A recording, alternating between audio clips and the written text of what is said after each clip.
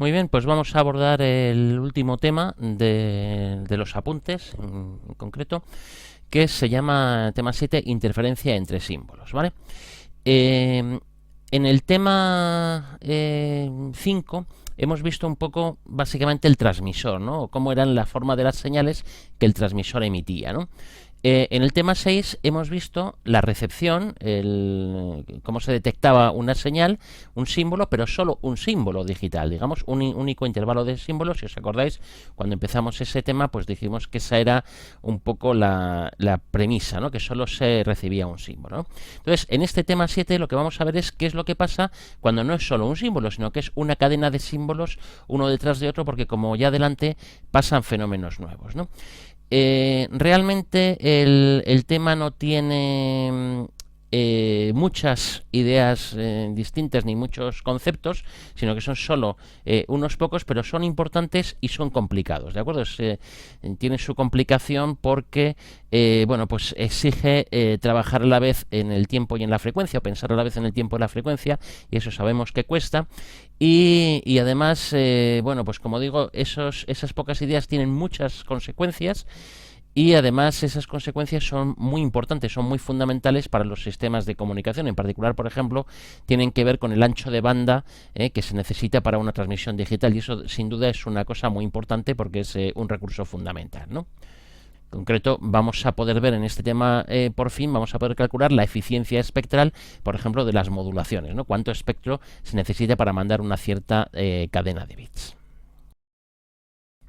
Aquí tenéis un poco el índice del tema, son 3 puntos, pero realmente el punto importante es el punto 2, ¿no? Hay un primer punto un poco de introducción de qué es esto de la interferencia entre símbolos, o ISI como se dice en inglés, ¿de acuerdo? Y un último tema donde se analiza en particular la modulación FSK, que es un poco más rara, o bastante más rara, y que por eso pues no vamos a entrar en ella muy en profundidad, ¿de acuerdo? Sino que solamente la vamos a comentar un poco por encima, ¿no? Y vamos a centrar prácticamente todo el tema en el punto 2, que es la ISI en las modulaciones SPAM, ¿de acuerdo? O en los sistemas SPAM en general, las transmisiones SPAM, ¿no? Entonces, bueno, aparte de todo lo que hay un poco alrededor para ir presentando el desarrollo, etcétera, pues la idea principal, que como os decía hay pocas ideas, pero hay una que es principal, que es el criterio de Nyquist, para evitar, digamos, esta interferencia entre símbolos, y lo que vamos a ver es un poco cómo se llega a ese criterio de Nyquist y qué consecuencias y qué implicaciones tiene, en particular en las modulaciones SPAM, ¿no? Como digo, luego en el último tema simplemente diremos qué es lo que pasa cuando la modulación no es SPAM, que el único caso que hemos estudiado pues es el FSK, y que será un poquito más descriptivo más que otra cosa. Muy bien, pues a modo de introducción vamos a intentar entender qué es esto de la interferencia entre símbolos, ¿no? Y como siempre hacemos, pues vamos a poner una codificación NRZ unipolar, digamos que es como mejor y más claramente se ven las cosas, aunque realmente ocurre para todos, ¿no? Lo que vamos a ver es, por ejemplo, pues que queremos mandar una cadena de bits, tenemos nuestro transmisor, ¿de acuerdo? Y queremos mandar, pues con esa codificación, esa señal, ¿no? Entonces nos encontramos con el curioso problema, como ya lo adelantamos en el capítulo 5, de que si la miramos, esa señal que ahí arriba está en el dominio del tiempo, si la miramos en el dominio de la frecuencia, pues nos encontramos con que tiene un espectro que es en forma de sinc, y por tanto va de menos infinito a infinito, ¿vale?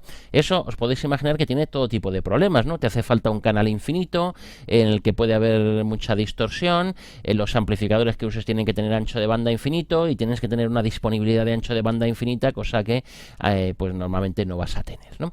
Entonces, en la práctica, tarde o temprano, antes de mandar esa señal, muchas veces, no siempre, pero muchas veces, pues vas a tener que poner un filtro, ¿de acuerdo? Un filtro que te va a limitar el ancho de banda, y que pues efectivamente vas a conseguir que el ancho de banda que transmites pues esté acotado. Por ejemplo, pongamos ahí que nos quedamos solamente con el primer lóbulo, un ejemplo, ¿de acuerdo? Y entonces pues conseguimos limitar ese ancho de banda, ¿no?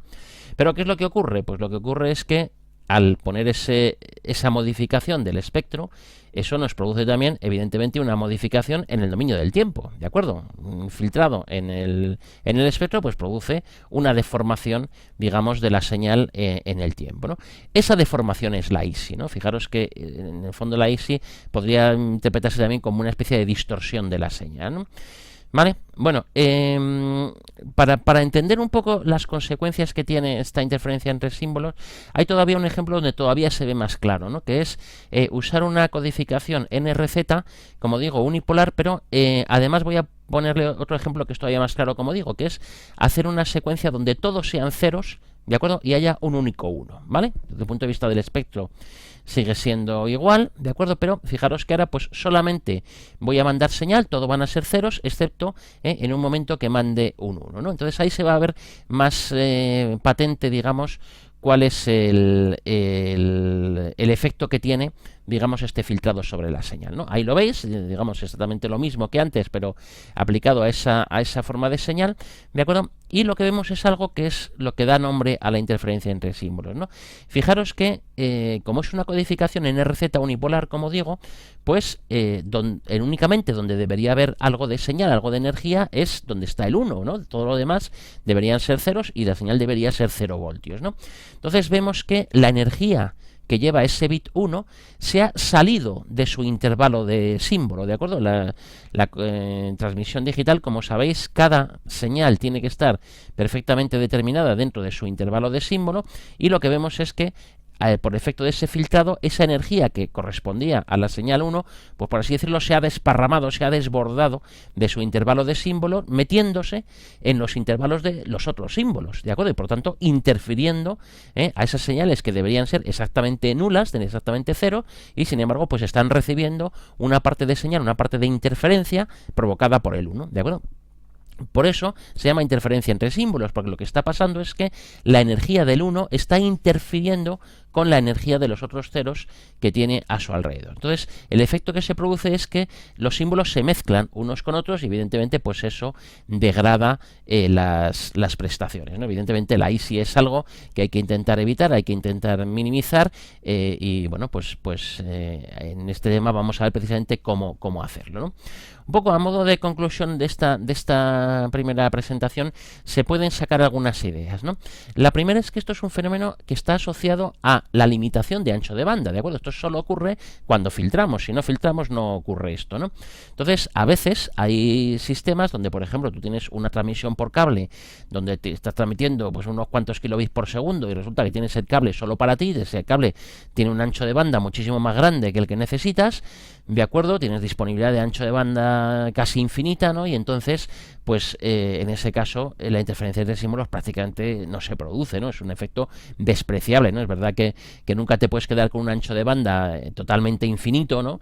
Pero bueno, te quedas con un ancho de banda muy grande, pues prácticamente la distorsión que vas a producir en la señal es una distorsión mínima y el efecto lo puedes ignorar completamente, ¿no? De tal manera que la interferencia entre símbolos es algo que aparece asociado a cuando limitamos, cuando tenemos limitaciones en el ancho de banda de nuestra señal, cuando filtramos nuestra señal. Si no hay limitación de ancho de banda, podemos ignorarlo, ¿de acuerdo? Y con las técnicas que hemos visto en el tema 5 y en el tema 6, sería suficiente, ya sabríamos cómo establecer un sistema de comunicaciones, ¿no? Entonces, esta, digamos, precaución nueva solo aparece cuando tengamos una limitación en el ancho de banda, que va a ser, por otra parte, bastante frecuente en los sistemas de comunicaciones, ¿no? Segunda idea, alguien puede decir, hombre, es que claro, todo esto te ha ocurrido porque has usado una señal en forma de pulsos, que claro, tiene ese espectro en forma de sinc, que es un espectro muy molesto porque llega hasta el infinito, etcétera, etcétera, ¿no? Da igual la forma de onda que utilicéis, ¿de acuerdo? Bueno, no da igual, pero me refiero a que este fenómeno va a ocurrir siempre, ¿de acuerdo? ¿Por qué va a ocurrir siempre? Porque hay una relación fundamental de la transformada de Fourier, y es que si yo elijo cualquier forma de onda, cualquiera, que esté limitada en el tiempo a una duración t segundos, su espectro va a ir de menos infinito a infinito, siempre, ¿de acuerdo? Y desde el momento en el que yo quiera limitar su espectro porque pongo un filtro, ¿de acuerdo? Entonces está en el tiempo es ilimitada. No puede ser acotada en el tiempo y acotada en el espectro a la vez, ¿de acuerdo? Si la acoto en uno de los dominios, se hace infinita en su duración en el otro y viceversa. Por tanto, si yo limito el ancho de banda y limito el espectro, la señal va a tener una duración infinita y cualquier señal que elijáis, una vez que se filtre, no va a poder quedarse en su intervalo de t segundos, sino que después de pasar por el filtro se habrá desbordado de ese intervalo, interfiriendo a todos los demás símbolos antes y después que él. ¿De acuerdo? Por tanto, pues sobre el papel es inevitable, ¿de acuerdo? Porque, como digo, es una relación fundamental de la transformada de Fourier y da igual qué forma de onda uséis, que se va a producir ese desbordamiento de la señal fuera de los intervalos, ¿no? Entonces, ¿no se puede evitar la ISI? Pues realmente, siendo puristas, no se puede evitar, pero lo que sí se puede evitar, y es lo que vamos a intentar hacer, es hacer las cosas, o lo que se puede conseguir es hacer las cosas adecuadamente para que esa interferencia entre símbolos o esa, degradación que se produce en la señal, esa deformación que se produce en la señal, no signifique una pérdida de prestaciones en cuanto a probabilidad de error, por ejemplo, ¿de acuerdo? En cuanto a las prestaciones del sistema, ¿vale? Entonces, sabiendo que se va a producir el que la señal se va a salir de su intervalo de t segundos, podemos hacerlo de manera inteligente, ¿de acuerdo? Para que ese efecto no cause, insisto, degradación en el sistema. Y cuando nosotros conseguimos eso, entonces decimos que el sistema está libre de interferencia entre símbolos, ¿vale? Que realmente, pues casi podríamos decir que es una forma de hablar, porque realmente se va a producir el fenómeno, pero vamos a conseguir que el fenómeno no interfiera, igual no es una buena palabra, no perjudique, digamos, a las prestaciones del sistema. Y ese es un poco el objetivo del tema, ¿de acuerdo? Cómo hacer ese filtrado, esa limitación de ancho de banda sin que se vean degradadas las prestaciones del sistema, y ya de paso, como lo que nos interesa es ahorrar ancho de banda, pues también vamos a ponernos como objetivo del tema hasta dónde podemos filtrar, cuánto podemos filtrar como máximo sin que se produzca esa degradación de prestaciones. Y eso es lo que vamos a ir persiguiendo a lo largo de todo el tema. Bueno, pues tras esta introducción así general, vamos a meternos ya un poco más en harina y ver un poco, llegar un poco a la condición de Nyquist, ¿de acuerdo? Para evitar la interferencia entre símbolos, ¿no? Y antes voy a hablar un poquito de la notación que vamos a emplear, porque como digo, esto es un poco complicado de entender, entonces, bueno, pues es importante ver un poco, elegir un poco la notación que vamos a usar para que no sea confusa, ¿no? Y que no es tan evidente, ¿no? Entonces, nosotros vamos a hablar de una serie de señales, ¿de acuerdo? Que van a designar los distintos símbolos del alfabeto, ¿no? Y los vamos a designar con unos subíndices, ¿no? Pero vamos a utilizar los subíndices con dos significados distintos, ¿de acuerdo? Porque a veces hablamos de las S sub k de t, ¿de acuerdo? Que nos referimos con ellas a las señales nominales de la constelación, ¿de acuerdo? Del sistema, pues si tiene m símbolos distintos, tiene un alfabeto de m símbolos, pues caería de 1 hasta m, entonces sería la señal que representa el símbolo número 1, el símbolo número 2, etcétera, hasta el símbolo número m, ¿no? El catálogo de señales que tiene, digamos, ese sistema de comunicaciones, esa constelación, ¿vale? Pero por otra parte, como ahora vamos a mandar una secuencia de señales una detrás de otra, también emplearemos a menudo la notación S sub n de t, donde ahora el subíndice n lo que representa es la señal que se ha mandado en primer lugar, en segundo lugar, en tercer lugar, etcétera. Es decir, en el intervalo número n de los intervalos de t segundos, donde vamos, digamos, colocando los distintos símbolos que se van emitiendo, ¿no? Entonces, pues fijaros ahí, por ejemplo, en esa situación donde yo tengo una serie de intervalos de símbolo. Por ejemplo, imaginemos que el primer intervalo lo llamamos el intervalo número 0, ¿de acuerdo? Pues en ese intervalo de símbolo yo mando las señales S sub 2 de las que pertenecen a la constelación, ¿de acuerdo? S sub k igual a 2, ¿de acuerdo? Luego mando las señales S sub 0, que es otra de las señales de la constelación. Después las señales S sub 2 otra vez, etcétera, ¿no?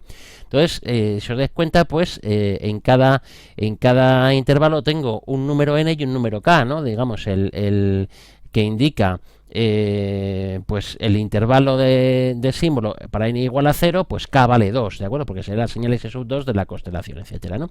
Entonces hay algunos libros donde para evidenciar esto, pues llaman a las señales S sub k de n, ¿no? Porque realmente lo que tienes son las S sub k, son las señales de la constelación, pero qué k en concreto eliges en cada instante de tiempo, pues depende de cuál sea el símbolo que empleas, ¿no? Entonces, esa es la notación más exacta, más rigurosa, ¿de acuerdo? Y de hecho es la que usamos en los apuntes, ¿no?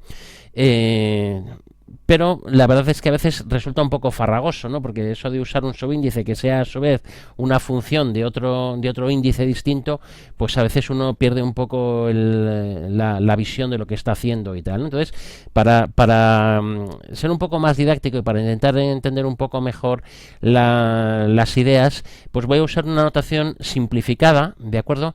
Donde voy a llamar a las distintas señales simplemente S sub n de t, ¿de acuerdo? Donde voy a indicar la señal que mando en el intervalo número 1, en el intervalo número 2, en el intervalo número 3, etcétera, ¿de acuerdo? Bien entendido que cada una de esas señales S sub n de t están elegidas de entre las m señales de la constelación, ¿vale?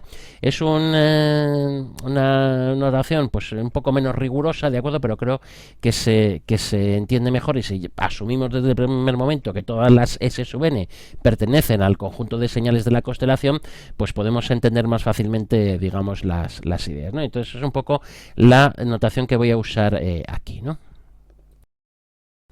Bueno, entonces fijaros en la última expresión, o las últimas expresiones que he puesto ahí, donde fijaros que a diferencia de lo que ocurría en el tema anterior, ahora la señal que va por la línea, vamos a llamarla V de t, vamos a llamarla de alguna manera, pues ya no consiste en solo una señal, S sub 0 de t, S sub 1 de t, etcétera, sino que lo que consiste es en una suma infinita, en realidad, bueno, de menos infinito a infinito, o de 0 a infinito, si consideramos que empieza la transmisión en 0, de un símbolo detrás de otro, ¿de acuerdo? No solamente el símbolo S sub 1 de t, por ejemplo, sino cada t segundos, cada vez que pasa un intervalo de símbolo, pues pongo un nuevo símbolo en la constelación, y simplemente van a ir cambiando cuáles son los símbolos que se van generando, pues si considero una fuente aleatoria, pues aleatoriamente se irán mandando símbolos distintos de la constelación y irá habiendo una señal S sub 0, S sub 1, etcétera, ¿de acuerdo? De tal manera que en cada instante, en cada intervalo de símbolo, pues voy a mandar una de las señales y voy a mandar la suma de todas ellas, la superposición de todas ellas. Bueno, pues vamos a pasar ya a estudiar en concreto las modulaciones de tipo PAM, ¿no? Os recuerdo que estas codificaciones de línea en general de tipo PAM, de acuerdo, pues se caracterizan porque las señales de la constelación, las S sub k de t, de acuerdo, son todas ellas versiones escaladas de un cierto pulso p de t, ¿vale? De tal manera que definimos un pulso, ¿de acuerdo? Y si tenemos 8 señales en la constelación, pues son simplemente ese pulso con 8 amplitudes a sub k diferentes, ¿vale? Voy a explicarlo para el caso en banda base, ¿de acuerdo? Donde pues efectivamente esos son directamente las señales que se mandan por la línea. Recuerdo que si esto fuera una situación en paso banda, sería todo exactamente válido igual, ¿de acuerdo? Lo único es que estaría hablando en todo momento de las envolventes complejas de la señal, ¿vale? Pero bueno, vamos a centrarnos de momento en el caso de banda base, de señales paso bajo, pero bien entendido que esto se puede aplicar perfectamente también a señales paso banda, sin más, como digo, eso que hacer la suposición de que estamos hablando siempre de las envolventes complejas de las señales, ¿vale? Entonces, bueno, pues tenemos nuestro pulso, un pulso básico que puede ser distinto en función de la modulación que vayamos a elegir o de la codificación de línea que vayamos a elegir, pues tendrá la forma que sea, ¿de acuerdo?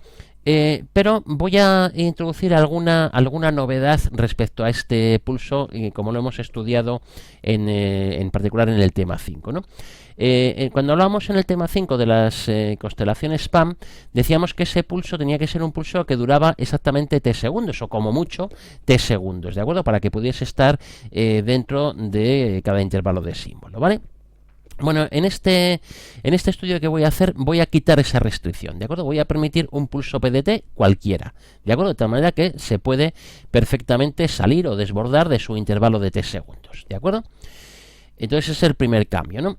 Y bueno, segundo cambio o segunda consideración que voy a hacer es que ese pulso PDT pues voy a suponer que está pensado para que, digamos, cuando luego haga el receptor por muestreo o el receptor que sea, de acuerdo, todos los receptores, como ya hemos visto en el capítulo 6, tarde o temprano se basan en tomar una muestra de esa señal, pues que ese pulso está diseñado para que el receptor, el instante adecuado donde vamos a tomar la muestra es en el instante cero, ¿vale? Normalmente pues tendrá ahí un máximo, tendrá su amplitud máxima o lo que sea, de tal manera que cuando yo tome la muestra en ese instante cero y por tanto el valor sea P de cero, ¿de acuerdo? Yo que sé, 5 voltios o lo que sea, ¿de acuerdo? Pues ese sea el valor que yo utilice para distinguir que, digamos, la amplitud de ese pulso y distinguir unos símbolos de otros, ¿no? Entonces el pulso pues tendrá típicamente esa forma donde normalmente, hombre, pues si ese es el sitio donde vas a muestrear, el instante cero, pues lo normal es que vaya a tener ahí un máximo, aunque bueno, tampoco es estrictamente necesario, ¿no? Entonces ese sería más o menos el aspecto que tendría que tener, digamos, un pulso que usáramos para esta codificación, ¿no? Y como digo, pues las señales de la constelación pues estarían formadas por distintos escalados, de acuerdo, de ese pulso, con valores de A sub k positivos y negativos, por supuesto, de acuerdo, en función de lo que quisiéramos hacer, ¿vale? Entonces voy a analizar primero cómo se transmite esa señal por un canal donde no hay nada en medio, ¿de acuerdo? No hay ni distorsión, ni ruido, ni absolutamente nada, ¿no? De hecho, por supuesto, de momento voy a sacar el ruido de todo este análisis, ¿vale? Porque lo que vamos a centrarnos es en estudiar las limitaciones de ancho de banda, ¿vale? Luego ya, al final de todo, ya hablaremos del papel que juega el ruido, de cómo influye en el ruido, ¿no? Pero de momento, para introducir los conceptos, pues vamos a pensar que no hay ruido añadido en el canal, ¿no? Pero por simplificar las cosas y por enseñar los conceptos de la forma más sencilla posible, inicialmente voy a suponer que ni ruido ni nada, ¿de acuerdo? Que el canal es absolutamente transparente y que la misma señal que transmito es estrictamente la señal que se recibe en el otro extremo y que por tanto pues será una superposición de pulsos de estos con sus correspondientes escalas a sub n, ¿de acuerdo? Ahora la n significa, recuerdo, pues el índice de tiempo, ¿vale? También que es el pulso que mando en el instante 0 o 1, etcétera, o bueno, o más exactamente de menos infinito a infinito, si supongo que he estado mandando pulsos de forma más genérica desde el principio de los tiempos, ¿de acuerdo? Pues los pulsos que mando con las amplitudes que mando en cada instante de tiempo, bien entendidas que esas A sub n están elegidas de entre las A sub k nominales que tiene el sistema, ¿vale? Y en cada punto, pues, en cada intervalo de tiempo, pues mando una versión del pulso escalada y, por supuesto, centrada en el instante de tiempo que corresponda, ¿vale? Esta va a ser la señal que voy a transmitir y que, insisto, es la misma que voy a recibir en el otro extremo porque el canal va a ser transparente. Vamos a ver que incluso sin nada en el canal, sin nada por medio, ¿de acuerdo? Ya pasan cosas nuevas por el hecho de tener esa superposición de infinitas señales y no solo una única señal. Bueno, entonces, para entender un poco lo que pasa, vamos a estudiar la transmisión de un símbolo concreto, ¿de acuerdo? Uno cualquiera, el número i, ¿vale? Me gusta más el número 17, me da igual, ¿de acuerdo? Uno concreto, ¿vale? Entonces, ¿cómo se transmite ese símbolo? Pues nada, ese símbolo se habrá transmitido en el intervalo de símbolo número 17 y se habrá tomado, digamos, en el receptor, cuando vaya a tener que decidir sobre cuál es el símbolo recibido, pues tomará la muestra en el instante óptimo para el símbolo número 17, que será el instante 17 veces por t, y veces por t, ¿vale? De manera que la señal que se manda la primera se muestra en t igual a 0, luego la siguiente en t igual a t grande, después en t igual a 2t, etcétera, y en general el símbolo i, pues en el instante i por t, ¿no? Entonces lo que voy a hacer es cuánto vale la señal en ese instante i por t. Simplemente cojo la expresión que he sacado antes y sustituyo para t igual a i por t, ¿vale? Bueno, hago ahí un pequeño cambio de variable, le llamo a i menos n, lo llamo m, ¿de acuerdo? Y me queda ahí un cierto sumatorio, ¿vale? Fijaros que ese sumatorio ya me está indicando que algo no va bien, ¿no? Porque lo que a mí me gustaría recibir en el instante i por t es solamente información sobre el símbolo i, no sobre los demás, ¿de acuerdo? ¿Qué pintan las demás A sub i que no son ¿qué pintan las demás A sub n que no son justo la número 17, justo la A sub i en ese sumatorio, ¿no? Lo que no quiero es que haya contribución de los demás símbolos. Ahí me gustaría tener exclusivamente, digamos, el símbolo i, ¿vale? De hecho, ahí en medio formulario de transparencia tenéis exactamente lo que a mí me gustaría recibir en ese instante de tiempo, ¿de acuerdo? Me gustaría que en ese instante de tiempo yo tuviese exclusivamente la contribución del término I, la amplitud a sub I por la amplitud del pulso, esos 5 voltios que decíamos antes, o lo que valga la amplitud del pulso en su punto máximo, que es P de 0, ¿vale? Entonces eso, digamos, a sub I por P de 0 es el valor ideal que tendría que tener en ese instante cuando yo muestrease la señal en el instante I por T. Y sin embargo lo que estoy obteniendo es un sumatorio donde hay contribuciones no solo del símbolo número I, sino de todos los demás, ¿no? Entonces lo que yo tengo que conseguir es que en todo ese sumatorio todos los demás elementos que no sean justo el que corresponde al símbolo I sean nulos, ¿vale? Entonces, evidentemente yo no puedo darle ninguna exigencia a los términos a su n, ¿no? No puedo decirle nada porque eso estarán generados por la fuente y no tengo ningún control sobre ellos, ¿no? Entonces, la única forma de conseguir que todos los demás elementos de ese sumatorio, excepto el que corresponde al término I, sean nulos, es hacer que sea nulo el término S que aparece ahí en el sumatorio como P de M por T, ¿vale?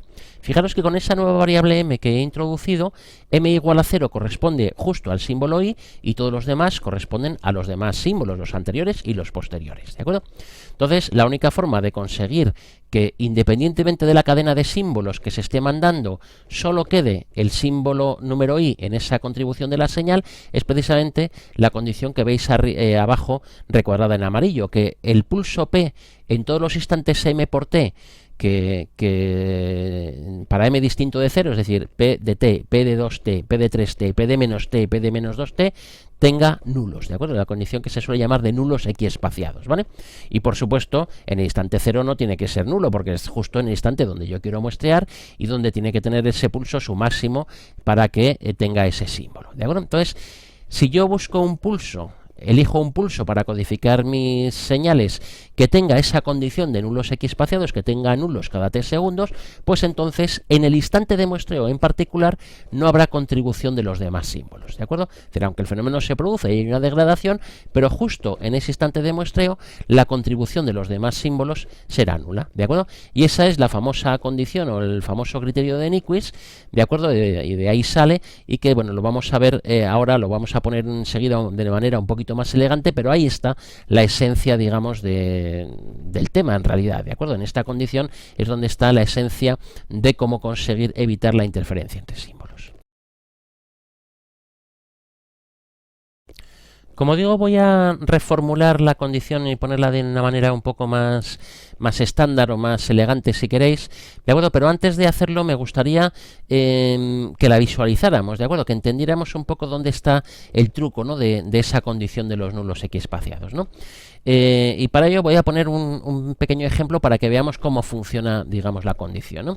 Entonces, aquí he cogido pues un pulso PDT que cumple la condición de nulos equiespaciados. Fijaros que en el instante t igual a 0 pues tiene un máximo, por ejemplo 5 voltios, ¿de acuerdo? Y luego tiene nulos cada t segundos, ¿de acuerdo? En el instante t, 2t, 3t, etcétera, pues resulta que la señal vale 0, ¿vale? Y voy a usar una codificación de línea muy sencilla, ¿de acuerdo? Binaria y unipolar, donde directamente cuando quiera mandar un 0 pues la amplitud va a ser 0, y cuando quiera mandar un 1 pues voy a poner una amplitud 1 en la línea, ¿vale? Entonces voy a ir mandando pues símbolos en cada intervalo de símbolo, cada t segundos, ¿de acuerdo? Voy a ir mandando uno de esos símbolos pues centrado en el instante 0, en el instante t, 2t, etcétera, ¿vale? Entonces voy a, como ejemplo, pues voy a mandar esa secuencia 1, 0, 1, 1, 0, ¿de acuerdo? Para ver un poco cómo funciona, ¿vale? Entonces, nada, pues comienzo mi transmisión poniendo en el instante t igual a 0 el primero de los símbolos, que es un 1, ¿de acuerdo? Y por tanto, pues le pongo con amplitud 1, ¿de acuerdo? Pongo el pulso P de t centrado en el instante 0.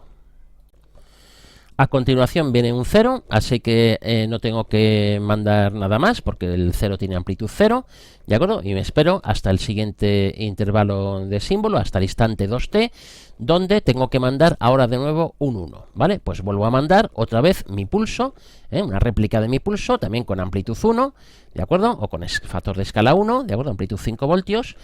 y lo centro pues en el tercero de los intervalos. El primero fue en 0, en t, en 2t, ¿de acuerdo? Pues mando el tercer 1, ¿vale? Lo he pintado en verde para que veáis un poco la pista de el símbolo 1 que mando y cuál es la señal que estoy mandando. Fijaros que las estoy poniendo separadas cada una, pero realmente la señal que estoy poniendo en la línea es la suma de todas ellas. Claro, recordad que es un sumatorio, ¿vale? Realmente la señal que está en la línea es la suma de todos los pulsos que estoy mandando, ¿vale? En que yo los estoy pintando como contribuciones individuales, ¿no? Así que ya tengo 1, 0, 1 y seguimos mandando el resto.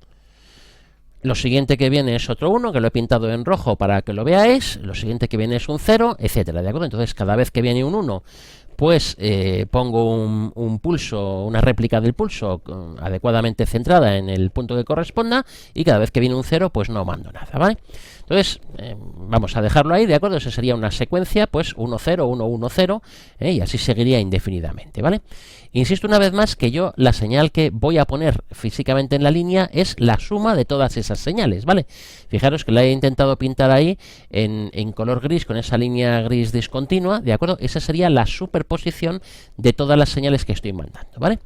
Pero fijaros que ha pasado una cosa curiosa. Cuando yo luego en el receptor vaya a tomar las muestras en los instantes 0, t segundos, 2t, 3t, etcétera, para tomar las decisiones sobre los símbolos que se han recibido, pues fijaros, por ejemplo, que en el instante 0, en ese instante en particular, la señal suma, la señal gris esa de trazo discontinuo, vale su valor ideal, el valor que tendría si solo hubiese mandado el pulso azul. Porque fijaros que la contribución del pulso rojo y la contribución del pulso verde justo en ese punto son nulas, porque gracias a la condición de Nyquist en ese punto tienen un nulo, ¿de acuerdo?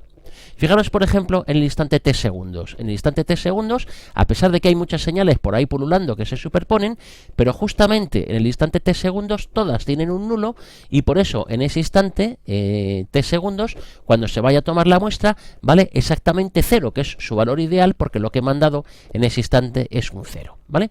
Y así ocurre en todos los instantes de tiempo. En el instante 2t la señal vale su valor ideal, que es el que corresponde a un único pulso verde, ¿de acuerdo?, de amplitud 5 voltios, y cuando mande el instante 3t la señal tiene en ese instante de muestreo solo, ¿de acuerdo?, su valor ideal, porque, repito, la contribución de los demás pulsos pues es nula, debido pues gracias a esa condición de los nulos equiespaciados. De tal manera que esta condición de los nulos equiespaciados pues precisamente lo que consigue es que en los instantes de muestreo de los demás símbolos pues la contribución sea única y exclusivamente la que corresponde al símbolo que se ha mandado en ese instante de tiempo, ¿de acuerdo? Y esta es, digamos, pues toda la ciencia que tiene realmente la interferencia entre símbolos. Luego todo lo que se van a sacar son conclusiones de esta idea.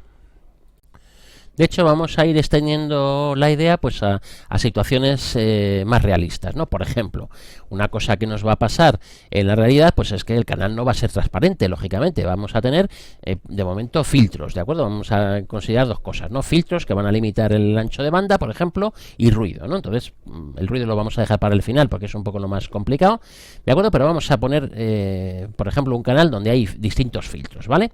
Entonces es un canal un poco más realista ya, donde pues tenemos distintas cosas en la cadena, ¿no? Hay una codificación de línea, que es la que va a generar los pulsos con la forma que estamos diciendo, ¿de acuerdo? Normalmente en el transmisor pues habrá algún filtro pues para limitar el ancho de banda que lanzamos hacia el canal y no interferir, por ejemplo, a otros usuarios, ¿de acuerdo? Seguramente el canal pues tendrá una cierta respuesta en frecuencia, en el receptor habrá otros filtros, etcétera. Entonces ahí he puesto pues una cierta cadena de filtros, ¿vale?, que son solo un ejemplo, ¿de acuerdo? Es decir, pueden ser estos o pueden ser otros, ¿no? Es muy típico que haya estos filtros que estoy poniendo, pero digamos, tomarlo simplemente como un ejemplo. Es decir, es una situación donde vamos a encontrarnos una serie de filtros por el camino desde que mandamos la señal hasta que llega a su destino, ¿de acuerdo? Entonces vamos a ir viendo pues que si, por ejemplo, se usó una codificación de línea con un pulso, yo que sé, rectangular, por ejemplo, pues estos filtros lo que van a ir haciendo es pues filtrar ese pulso, y al filtrarlo lo van a ir deformando, ¿vale? Lo van a ir distorsionando, van a ir cambiando su forma, ensanchándolo, etcétera, etcétera, y bueno, pues al ir pasando, pues lo vamos a ir llamando P1, P2, P3, etcétera, como queráis llamarlo, es igual, hasta que habrá un pulso final, un pulso último, que es el que llega al instante donde se muestre, ¿vale? Fijaros que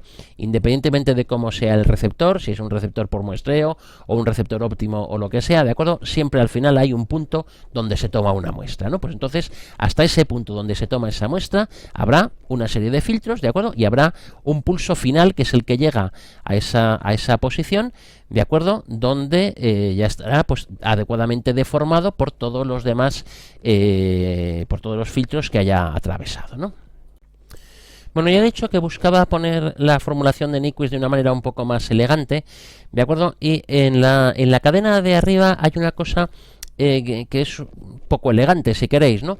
Y es que es una cadena de bloques donde todos los bloques son la misma cosa, excepto el primero, ¿de acuerdo? El primero es distinto, ¿no? Todos son filtros, ¿de acuerdo? Excepto el primero, que es una cosa que genera la codificación de línea, ¿no? Entonces, lo que planteó Nyquist es, digamos, hacer ese bloque también que tuviera el mismo formato, que fuera un filtro más, ¿vale? Entonces, lo que planteó Nyquist para su análisis es que en vez de pensar en un generador de pulsos o una forma de generar esa forma de onda, como se os ocurra, con cualquier electrónica y tal, pues ¿por qué no hacerlo con un filtro más? ¿De acuerdo? Pongamos un filtro, ¿de acuerdo? De tal manera que la respuesta al impulso de ese filtro sea justamente la forma del pulso PDT que tiene nuestra codificación de línea, la codificación de línea que quiere mandar el transmisor, ¿vale? Entonces, ¿con esto qué podemos conseguir? Pues muy fácil. Podemos conseguir que si a ese primer filtro le entramos con deltas, ¿de acuerdo? Pues como la respuesta al impulso, como su propio nombre indica, es la respuesta que produce el filtro cuando la entrada es un impulso, pues si la entrada le ponemos una función delta, una función impulso, pues ese primer filtro responderá con PDT. Entonces, en vez de generar ese pulso de otra manera, pues generémoslo con un filtro y con una entrada en forma de deltas, ¿no? Y así toda la cadena está formada, digamos, por filtros, y es, digamos, pues todo más uniforme. Entonces, siempre cuando vayáis a hacer un estudio de un sistema con interferencia entre símbolos, siempre pensad que vamos a tener que analizar cadenas completas, ¿de acuerdo? Donde ahí va a haber muchos filtros por medio, ¿no? Y para estar seguros de que la cadena que estamos analizando es completa, ¿de acuerdo? Siempre tenéis que fijaros que tiene que empezar con deltas, ¿de acuerdo? La entrada a la cadena tienen que ser deltas y tienen que salir, digamos, o tiene que acabar en el punto donde se toma la muestra, ¿de acuerdo? Si no empieza con deltas o no acaba donde se toma la muestra, no estáis analizando la cadena completa, ¿vale? Eso es muy típico en los ejercicios, que la gente suele ignorar el primero de los filtros, ¿de acuerdo? Porque te dan una codificación de línea y una serie de filtros y no asumen que la codificación de línea es un filtro más, es un filtro que igual es ficticio, ¿de acuerdo? Igual en el sistema real no se genera con ese filtro, pero a la hora de analizarlo, el teorema de Nyquist y la condición de Nyquist obliga, digamos, a que la entrada sean deltas, ¿no? Entonces, esa codificación de línea hay que expresarla como un filtro más, ¿de acuerdo? Y entonces ahí pondremos un filtro cuya respuesta al impulso sea justo la forma del pulso básico que tiene nuestra codificación PAM, y entonces ya simplemente entrando con deltas de distintas amplitudes, pues automáticamente se generarán, ¿de acuerdo?, pulsos A sub K por PDT, ¿de acuerdo? De tal manera que serán versiones escaladas de la respuesta al impulso, ¿vale? Esa señal se irá filtrando por los distintos filtros que hay por el camino, y al final llegará pues con unas ciertas amplitudes A sub K, de acuerdo, por el pulso final, que será la forma final que tenga el pulso, pues una vez que se ha, digamos, filtrado por todos esos elementos intermedios, ¿vale?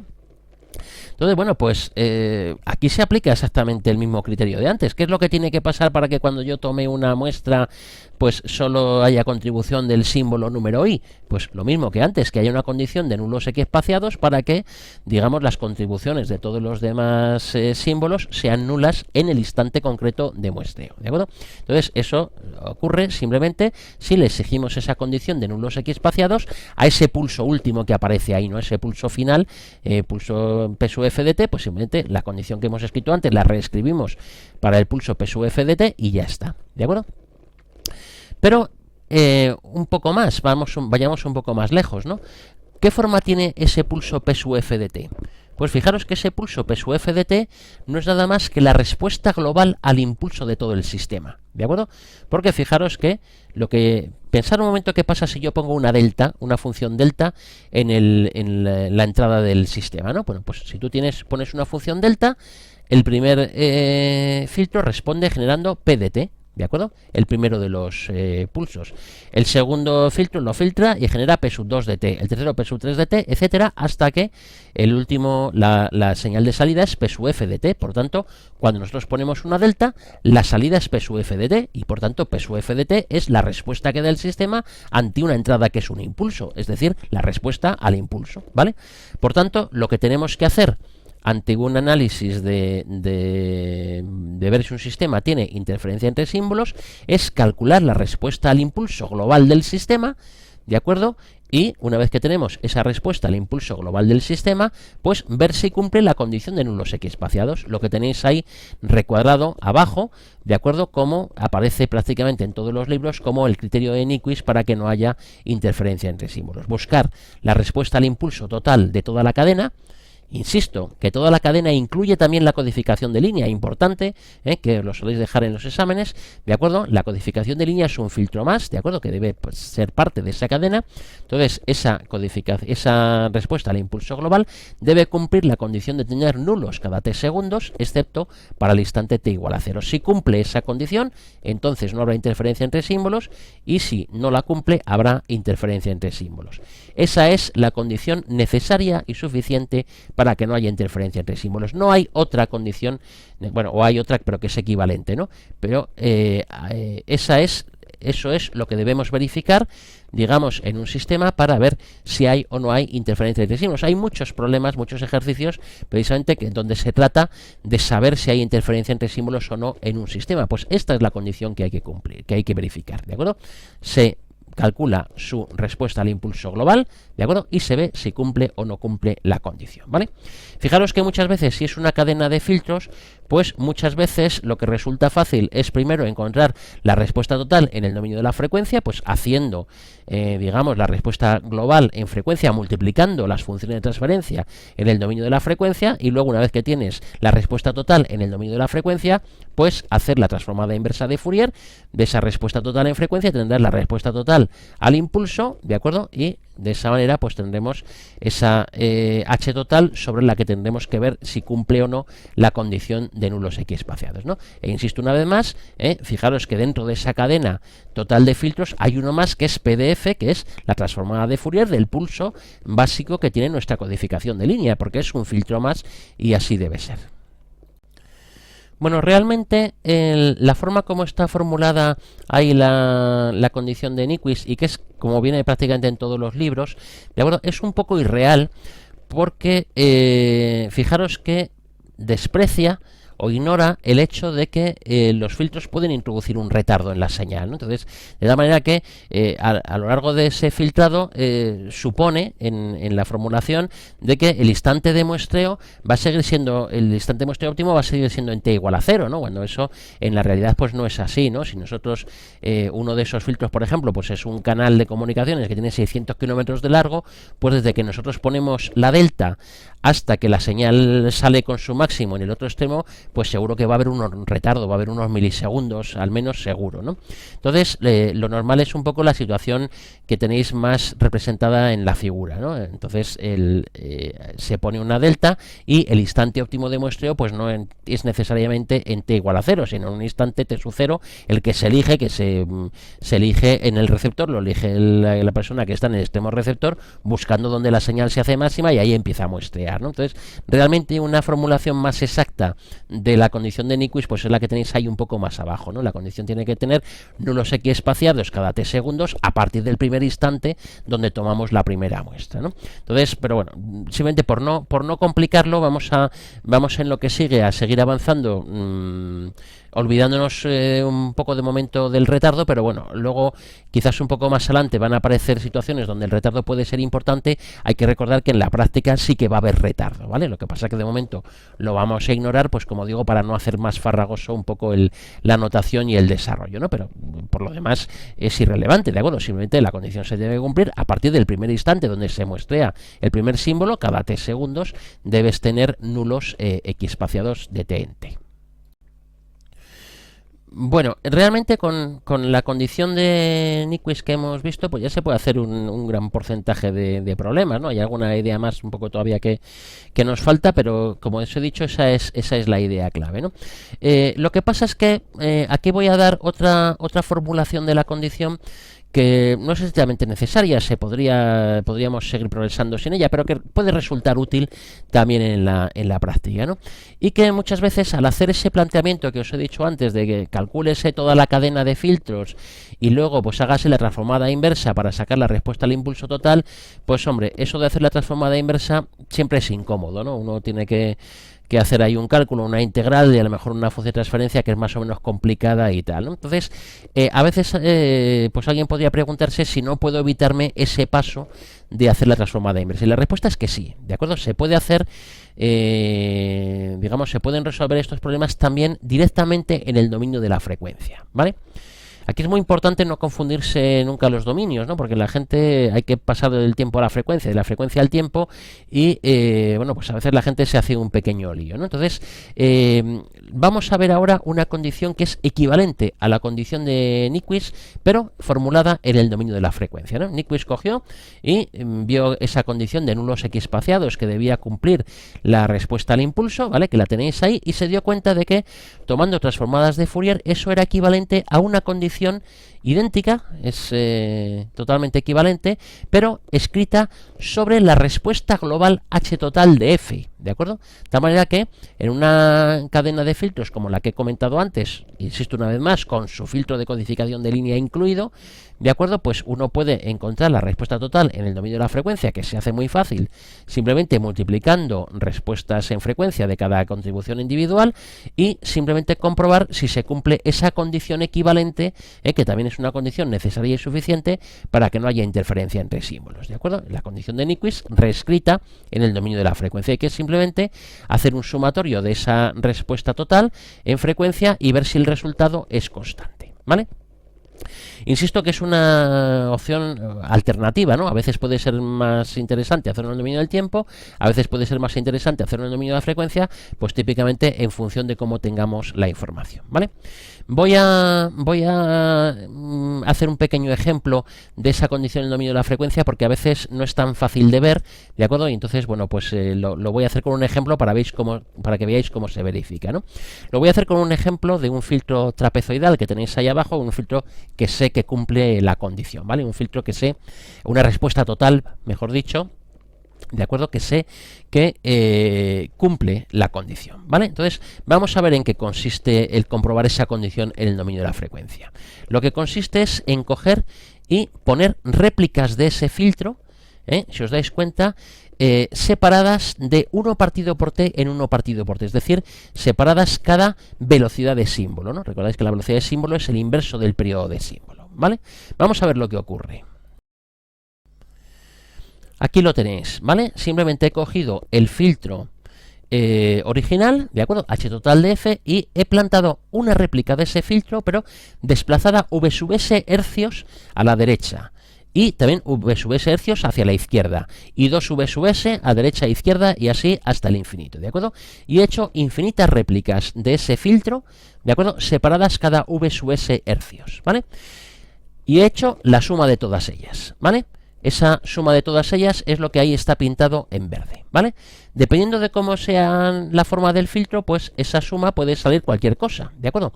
Bueno, pues si esa suma resulta que lo que me sale es una constante, como en este caso, ¿vale? Si os dais cuenta, fijaros, las rampas, por así decirlo, de subida del filtro, los flancos en donde sube y los flancos donde baja, ¿de acuerdo? Pues se compensan exactamente y resulta que se produce justo con esa separación entre los filtros, pues se produce que la suma es constante. Bueno, pues si esa suma es constante, entonces cumplirá la condición de no interferencia entre símbolos, o dicho de otra manera, es totalmente equivalente a decir que su respuesta al impulso seguro que tendrá nulos x espaciados cada t segundos, ¿vale? Entonces, o bien, alternativamente, se puede comprobar la condición en el dominio del tiempo con esos nulos x espaciados, que se ven bastante fácil, o bien, alternativamente, en el dominio de la frecuencia, pues hay que hacerse esta pequeña construcción, que a veces es un poco más complicada de ver, pero que te evita, a lo mejor, tener que hacer la transformada inversa de Fourier, ¿vale? Fijaros que si yo, por cierto, separo esos filtros más o menos de esa cantidad, ¿de acuerdo? Pues entonces ya la suma va a dejar de ser constante y entonces dejaría de cumplirse la condición de Nyquist. De tal manera que ese filtro en concreto que he pintado ahí, pues vale para una cierta velocidad de símbolo concreta, ¿de acuerdo? Bueno, y ya por último, para acabar esta primera parte, ¿qué pasa si no se cumple la condición? Es decir, estamos hablando de una condición que tenemos que poder verificar, pues que en función de que salga o no salga, pues vamos a poder decir si esa cadena de transmisión tiene o no tiene interferencia entre símbolos. Pero claro, la vida real no es así. No podemos decir, pues ya no es un problema de teoría de comunicación donde uno acaba y dice, pues sí, esta cadena tiene interferencia entre símbolos. Si tenemos un cliente, pues me mirará y me dirá, bueno, pues no quiero saber si tiene o no tiene interferencia entre símbolos, arréglelo usted, ¿no? Entonces, como buenos ingenieros, pues lo que tenemos que hacer es poner una solución al problema, no simplemente decir que no funciona, ¿no? Entonces, no hay problema, la solución es fácil. Si nuestra respuesta en frecuencia no es adecuada porque no cumple la condición que sea, pues modifiquémosla. ¿De acuerdo? Pongamos un filtro más, lo que se llama un filtro ecualizador, ¿vale? Que lo diseñamos a medida. ¿De acuerdo? ¿A medida para qué? Pues a medida para que globalmente la cadena completa, incluyendo ese filtro ecualizador, sí que cumpla la condición. ¿De acuerdo? Es decir, si tenemos una cadena donde el transmisor, el receptor, etcétera, hacemos la condición de Nyquist y no la cumple, pues forcémosla a que la cumpla. ¿De acuerdo? Entonces, ¿cómo se hace? Pues, insisto, añadiendo una respuesta H ecualizador, como tenéis ahí. Imaginad que tenemos ahí esa respuesta H1 que hemos analizado de un sistema, ¿de acuerdo? Y que no cumple la condición de Nyquist, ¿de acuerdo? Pues entonces ponemos ese filtro adicional y tenemos una nueva respuesta total que incluye todo lo anterior más este nuevo filtro ecualizador, y entonces busquemos o diseñemos ese filtro ecualizador, que es un grado de libertad. Yo lo puedo diseñar como quiera para que la condición total, digamos la respuesta total, sí que cumpla la condición, ¿no? Lo que se suele hacer, la forma como se suele hacer esto normalmente, es que ya hay una serie de formas de filtros, de respuestas que se conocen, que se sabe que funcionan bien, que se sabe que no producen interferencias de símbolos, como por ejemplo la forma trapezoidal que os he presentado antes, ¿no? No hay tantas formas distintas que cumplen la condición, ¿de acuerdo? Hay unas cuantas, ¿de acuerdo?, que son muy conocidas, y una, por ejemplo, es la trapezoidal, ¿no? Pues ya que se conoce esa forma, fuércese que la respuesta total sea, por ejemplo, esa forma trapezoidal, ¿no? Luego vamos a ver un poco más adelante cuáles son las formas que se suelen forzar en la práctica, que no son la trapezoidal, pero son parecidas, ¿de acuerdo? Y eso es lo que se suele hacer, ¿de acuerdo? Forzar que toda la cadena completa, igualarla a una respuesta que es la que queremos que tenga, ¿de acuerdo? Y que sabemos que no tiene interferencia entre sí. Bueno, entonces de esta manera pues se corrige el problema, ¿vale? Y con esto pues acabamos esta primera parte de presentación de este fenómeno, que bueno, como digo, la idea principal es solo una, ¿de acuerdo? Pero lo que pasa es que es un poco compleja porque, insisto, implica trabajar en el dominio del tiempo y de la frecuencia.